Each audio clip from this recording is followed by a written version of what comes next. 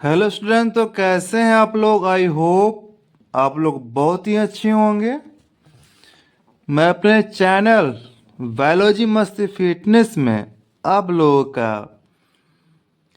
तहे दिल से स्वागत करता हूं और आशा करता हूं आप लोग पढ़ाई कर रहे होंगे। तो आज हम लोग देखने वाले हैं अन्न जनन के बारे में, जो कि 12th class biology chapter number 2 मानव जनन का एक टॉपिक है। VVI टॉपिक है। क्या है? VVI टॉपिक है अन्न जनन, यानी कि अंडाणु का जन्म कैसे होता है और किस में होता है। अगर अंडाणु शरीर में बनना कम हो जाए तो महिला में बांझपन बीमारी का भी सामना करना पड़ सकता है। यह बांझपन बीमारी से आप किस तरह से बच सकते हैं, सभी को हम अच्छे से क्या करेंगे तो समझेंगे। तो सबसे पहले हम जान लेते हैं कि जो अंडाणु है कब बनना शुरू होता है। जैसे कि हम लोग देखते हैं कि सभी लोग सोचता है कि मासिक धर्म का शुरुआत 13 या 14 साल में महिला में होती है, तभी बनता है, लेकिन ऐसा नहीं है। मादा में अंडाणु का निर्माण जब भ्रूणीय समय में हो जब भ्रूणीय समय में यानी कि मादा यानी कि बालक और बालिका होता है ना, तो बालिका माँ के जब गर्भ में ही रहती है तो अन्न जनन की प्रक्रिया शुरू हो जाता है। यानी कि अंडाणु निर्माण की प्रक्रिया क्या हो जाता है? शुरू हो जाता है। अन्न जनन की प्रक्रिया कहाँ होता है? तो अंडाशय में होता है। महिला का एक प्राथमिक अंग है अंडाशय। इसी में क्या होता है? अन्न जनन की प्रक्रिया शुरू हो जाता है। थोड़ा सा अंडाशय के बारे में भी जान लेते हैं कि अंडाशय का आकृति कैसा होता है। अंडाशय में दो भाग मेडुला क्या होता है? मेडुला जो नस से जुड़ा हुआ रहता है और बलकुट पुटक बनाता है। जैसे कि सभी को खून की आवश्यकता होती है, हमारा शरीर के हर एक अंग है उसको खून की आवश्यकता है, तो उसी तरह से हमारे अंडाशय को भी खून की आवश्यकता होती है।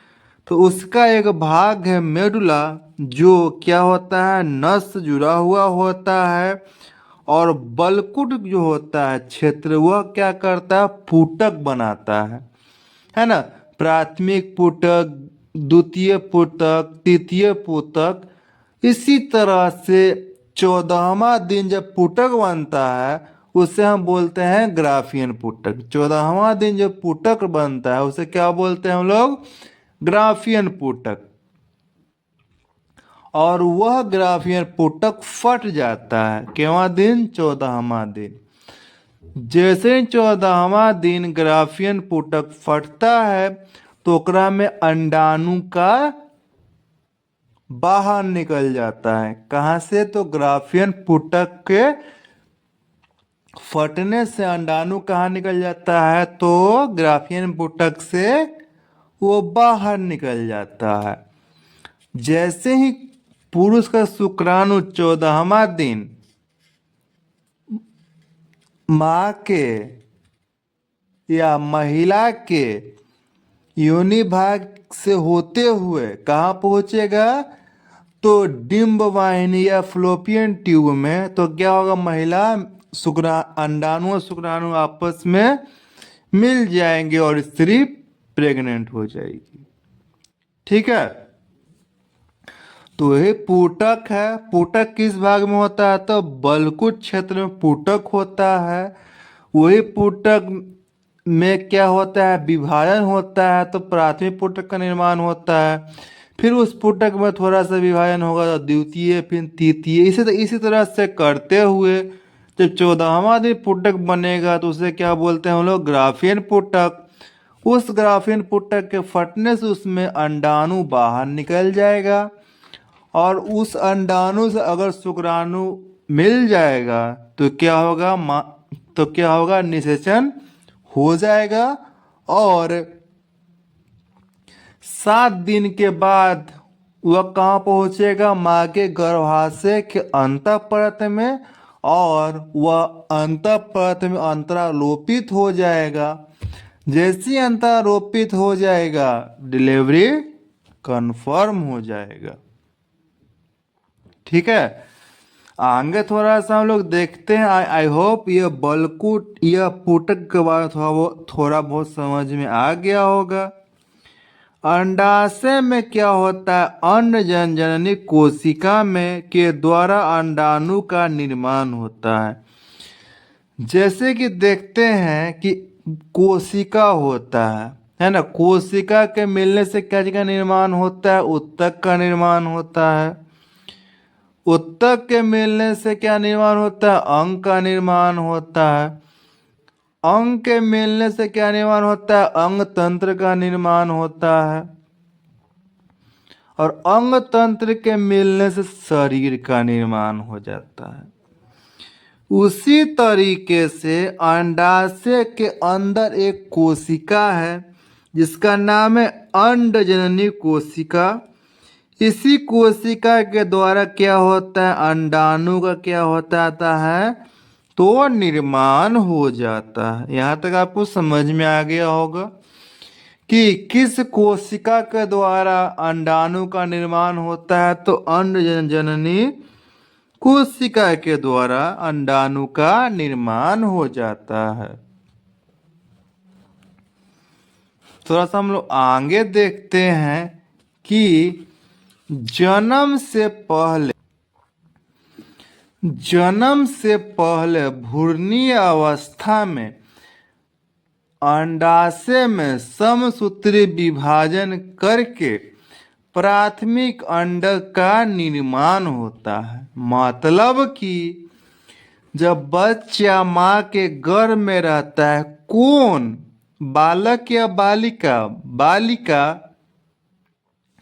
तो उसके अंडाशय में क्या होता है, और समसूत्री विभाजन करके प्राथमिक अंडक का निर्माण होता है।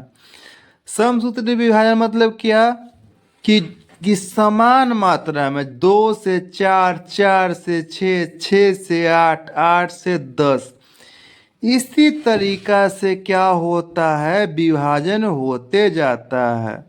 ठीक है, तो ये विभाजन किसके द्वारा होता है, तो कोशिका के द्वारा ही विभाजन होता है। और क्या होता है, प्राथमिक अंडक का निर्माण होता बहुत ज्यादा, कितना, तो मिलियन में। जैसे कि 10 लाख होता है तो 1 मिलियन होता है ना। उसी तरह से बहुत ज्यादा मिलियन में क्या जगह निर्माण हो जाता है, तो प्राथमिक अंडक का निर्माण हो जाता है। जब प्राथमिक अंडक में अर्धसूत्री विभाजन होता है तब तक बच्चे का क्या हो जाता है, जन्म हो जाता है। फिर क्या होता है कि बहुत सारा मिलियन में तो निर्माण कर लिया अंडाणु का, फिर उसे याद क्यों आया कि इतना सारा अंडाणु का निर्माण नहीं करना था। ठीक है, क्या करना था, इतना सारा अंडाणु का निर्माण नहीं करना है। समसूत्री विभाजन हुआ तो क्या होगा ना, बहुत ही ज्यादा मिलियन में अंडाणु का निर्माण होगी, है ना। तब भ्रूण को याद आया कि जो हमारा अंडाशय में है इतना सारा अंडाणु नहीं चाहिए, तो उसमें क्या होगा कि अर्धसूत्री विभाजन